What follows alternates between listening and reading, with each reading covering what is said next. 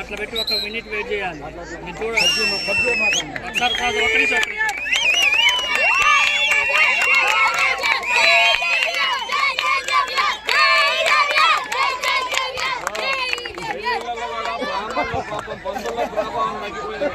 వీడియోగ్రాఫర్లు ఫోటోగ్రాఫర్లు direction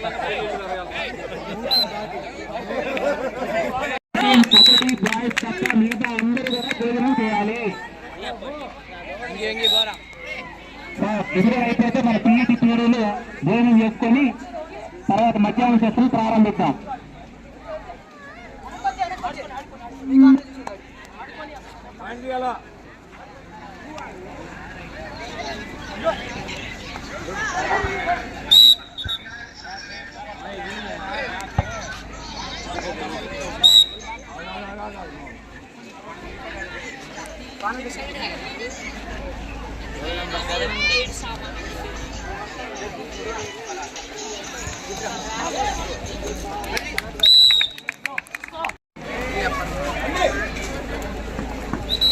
ఇవన్నీ ఎందుకు చేస్తారు అంటే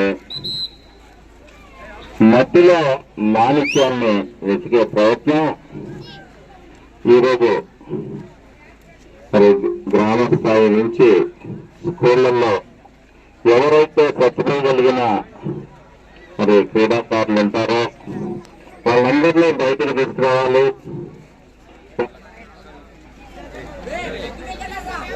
మాట్లాడకండి.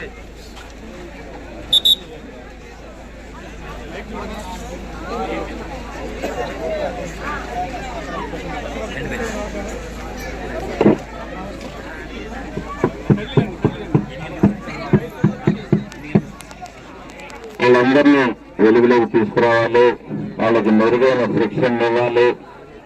మరి సుమారు 150 కోట్ల విజయం గల భారతదేశం ఈరోజు క్రీడల్లో వెనుకబడింది. కారణం ఏంటంటే ప్రతిభావంతులు లేక కాదు, గుర్తించలేక, మనకున్న ఆర్థిక వనరులు సహకరించక, మరి పేద దేశం నుంచి ఇప్పుడే మనం అభివృద్ధి చెందుతున్న దేశంగా మారుతున్నాం. కాబట్టి ఆ క్రమంలో మరి అన్ని చోట్ల నుంచి స్కూల్ స్థాయి నుంచి యూనివర్సిటీల వరకు కూడా ప్రతిభావంతుల్ని తీర్చిదిద్దే కార్యక్రమంలో భాగమే ఇవన్నీ తెలియజేస్తూ క్రీడలు ఇది మంచి శారీరక దారిద్ర్యాన్ని ఆరోగ్యాన్ని ప్రసాదిస్తాయి.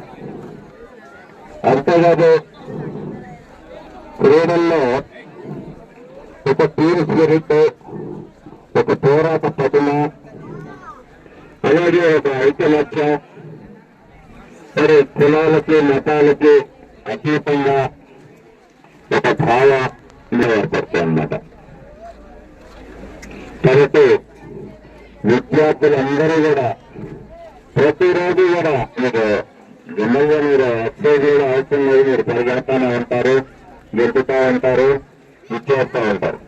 ఒక ఆటలో మరి పాల్గొనడం ద్వారా శరీరానికి కొంత శ్రమను కలగటం ద్వారా మరి ఆరోగ్యవంతులుగా తీర్చిదిద్దబడతారు.